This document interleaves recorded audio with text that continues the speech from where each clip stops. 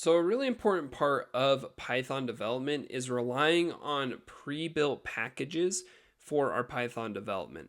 This essentially is going to allow us to not have to write a bunch of code and to do things that people have already done, and we can just use code that other people have already written to accomplish our tasks. So in Python, we use a thing called a package manager to manage all of these different packages that we're going to be installing. And this package manager is called PIP. It actually installed it onto our computer and into our system so that we can just use it to install these packages. For example, we'll cover a package called Pandas, which allows us to do really good data analysis in Python, as well a different package called matplotlib, which allows us to plot and create different visualizations. So to actually install these packages, we have to use the command line or the terminal, depending on whatever system you're using, whatever it's called. So in Mac, it's called the terminal, and it's super simple. So for example, if we were to install pandas, we just need to type in pip install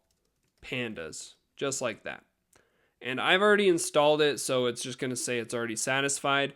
But if there wasn't installed, it would go ahead and it would install. It tells you what version it's installing right here. So it tells you what version you're installing. So I have Pandas 2.1.4 already. And then if that package basically has any other packages that it relies on, it will go ahead and install those for you as well. So something really important about this course is that you're using the same packages that I'm using to develop the course and code the course, and those are the same versions on your computer as well. So basically we can use this package manager pip to guarantee that the code that you run on your computer is the same that I run on my computer. What you need to do is we're going to do a little bit of command line changing, and we basically just need to change this directory into the same place that you would have downloaded the GitHub repo. Okay, so if you downloaded all the files from GitHub, make sure you at least have, if you didn't download it, make sure you at least have the requirements.txt file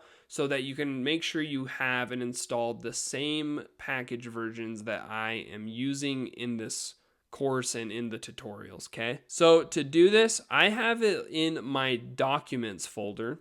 So we're going to use a command called cd. So this is called change directories.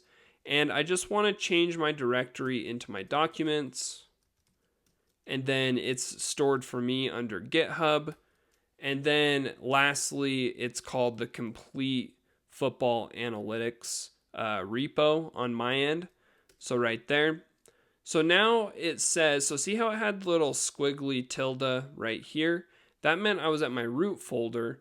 And now it says my directory is called the complete football analytics, which is where I just changed my path to, right? So this is the path that I wanted to change into, and now I'm there.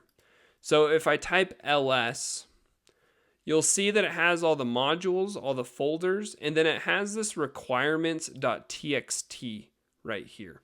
So this is going to have basically in Python, we use this requirements.txt to tell us when we're developing and when we're deploying code, what packages should be installed and what packages should be used for this project. So when you go look at different GitHub repos, different GitHub projects, they're all going to have this requirements.txt that requires you to install certain versions of the packages to guarantee that that code will run in the way that it's supposed to. So to install all of these, you need to just use, we're going to use pip, but to install all of them, you just say pip install -r requirements.txt. So now it's just going to go through every single thing that's in there, and it's just going to start installing all of the packages that I need. And if you don't have any, it'll install them. If you do have them, then it'll just skip over them and it'll say package already satisfied. So, and then it'll install and it'll say successfully installed. And so those are all the packages that ended up being installed when I installed the requirements.txt file. So if you do have any questions about this one, just make sure you're asking questions in the Discord, because this is somewhat crucial that you get and set up properly. Otherwise, you won't be able to run code later in the course when we're using these packages and we depend on these packages to run our Python.